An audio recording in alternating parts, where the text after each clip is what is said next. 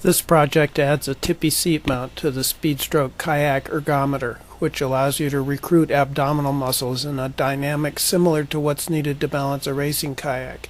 It requires the following hand tools for fabrication: electric drill with drill bits, 1/4-20 die and die wrench, hacksaw, file, and tape measure.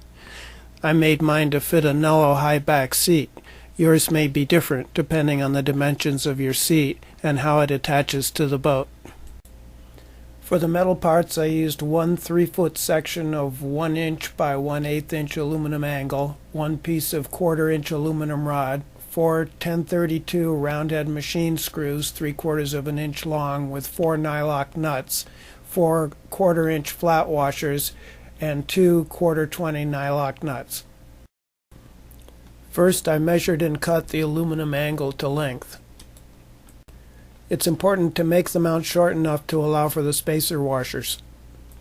The hardest part of this project was to measure and to locate the holes. Once the center of each hole was located, I used a very small pilot hole before enlarging them to full size.